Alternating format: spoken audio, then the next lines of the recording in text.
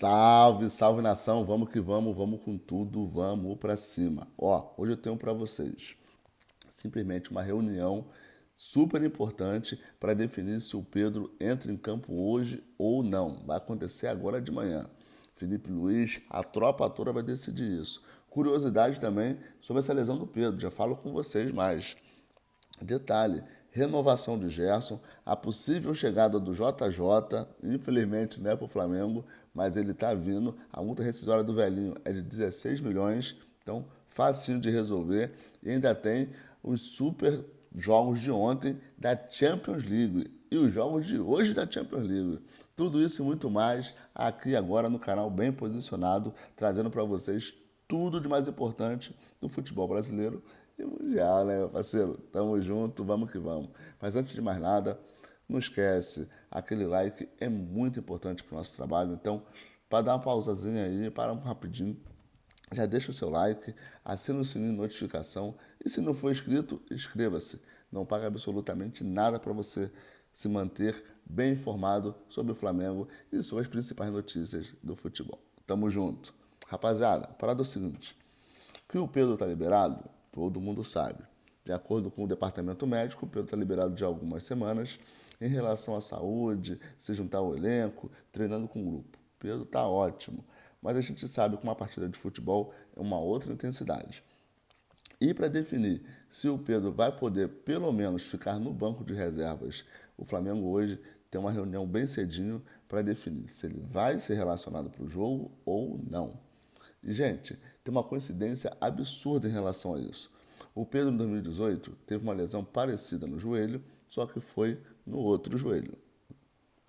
E ele ficou exatamente 6 meses e 27 dias lesionados. Exatamente 6 meses e 27 dias lesionados a partir da lesão e até o primeiro dia que ele pôde ser relacionado.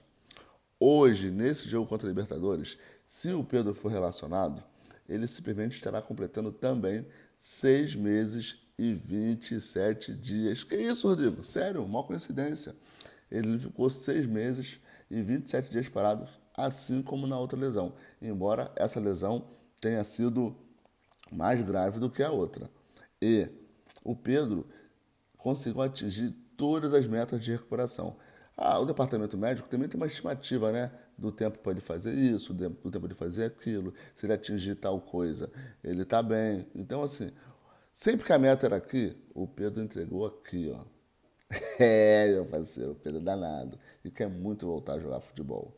Ainda tem a corrida para a Copa do Mundo, porque a seleção brasileira ainda não tem um super centroavante para nos liderar na Copa do Mundo. Com isso, o Pedro conseguiu superar todas as metas e se colocou à disposição do Flamengo. Basta saber agora se o Flamengo quer colocá-lo no próximo jogo. Eu colocaria principalmente para receber um cafuné da torcida. É claro que a torcida vai pedir ele em campo, então ele só deve entrar em campo se realmente tiver condições. Esse é o meu ponto de vista.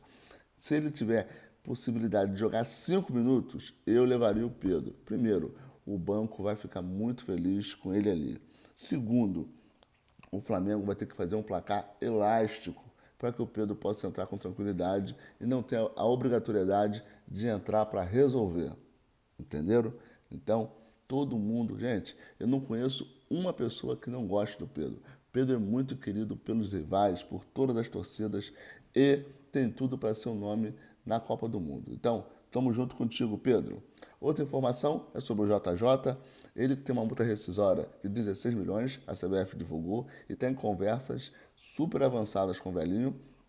E ele, no seu alto de 71 anos, pode simplesmente sagrar-se campeão do mundo com a seleção pentacampeã do mundo em um dos seus últimos feitos como técnico. 71 anos, embora ele está com muita vitalidade, já é uma idade mais avançada e o JJ, eu aqui aposentando o JJ. Mas assim, porque ele já passa dos 70 e seria uma carreira brilhante poder concluir toda essa trajetória como técnico numa Supercopa do Mundo, onde ele chega com possibilidades reais de ser campeão. E se for campeão, aí, irmão, esquece. Esquece. Do jeito que ele é marrento, vai ficar impossível parar o velhinho. Ele que vem ali, ele que ganha lá seus 10 milhões de euros na Europa, na Arábia Saudita.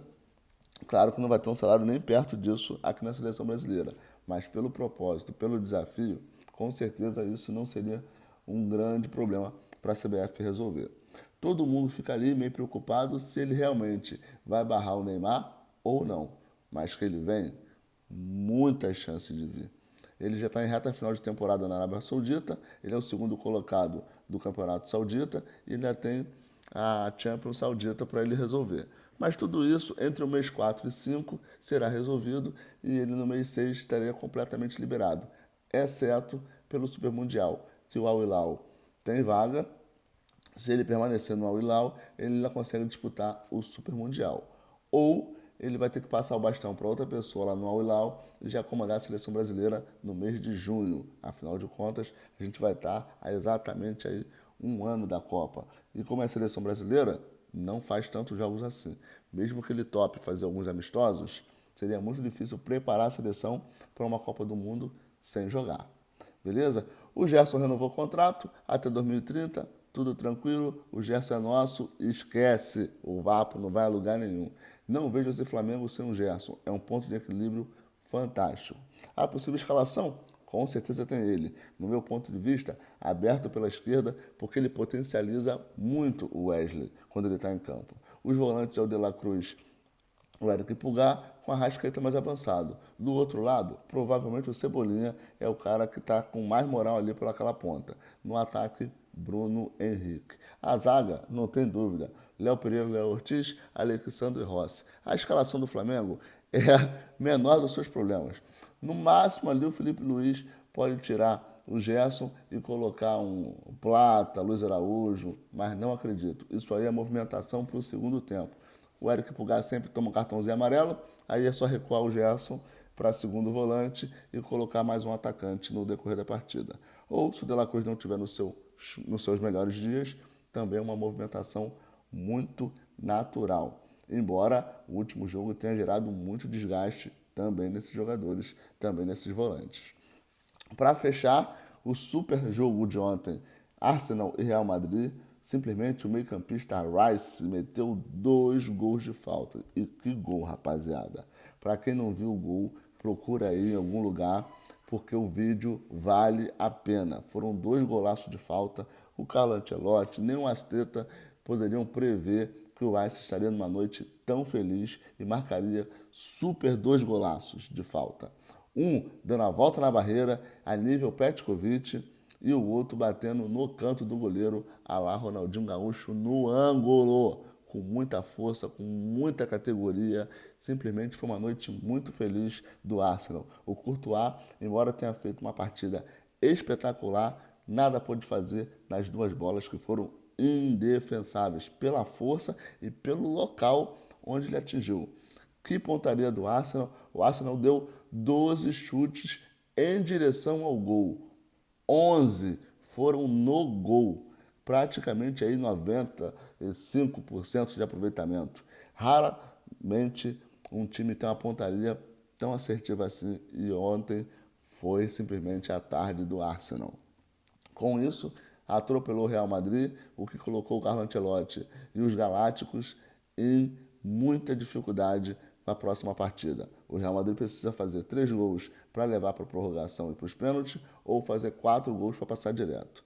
Se pegar uma tarde de Vinícius Júnior, melhor do mundo, isso aí fica fácil, porque quando o Vinícius Júnior entra em campo com a capa do Superman, irmão, ele destrói. E 3 gols para ele, ele resolve isso aí no primeiro tempo. Mas o Arsenal, além de ter feito um placar elástico, está com a moral muito elevada, porque os gols foram lindos. Até o terceiro, que foi do menino, jogadaça pela esquerda, uma finalização de bate-pronto, linda também. O Courtois novamente nada pôde fazer, embora, lembrando que o Courtois tomou 3 gols, mas ele defendeu 8. E cada bola, irmão, que vocês não fazem ideia. O Real Madrid ameaçou apenas uma vez que o Kylian Mbappé saiu na cara do gol. O goleiro do Arsenal também fez uma boa defesa, mas foi só. Ainda teve o Bayern de Munique perdendo em casa para a Inter de Milão. Vocês estão de brincadeira, irmão. Lautaro Martinez fez também um golaço de 3 dedos. Rara felicidade, Lautaro Martinez, com tanta categoria. E hoje ainda tem PSG e Aston Villa, então mais tarde vai ter vídeo, vai ter live. E Barcelona e Borussia Dortmund. Simplesmente os artilheiros da competição vão estar em campo. Então, para quem gosta daquela fezinha, é bem provável que tenha gol. Afinal de contas, o Rafinha tem 11 gols, é artilheiro da competição, e o garoto do Borussia Dortmund tem 10 gols. E ainda tem o Lewandowski com 9. Vocês estão entendendo o nível dessa partida? Tem tudo para ser também um jogaço. Afinal de contas, né, gente? Champions League é o filé do futebol mundial. Tamo junto, até mais tarde. Vem comigo aqui pro canal, bem posicionado. Fui!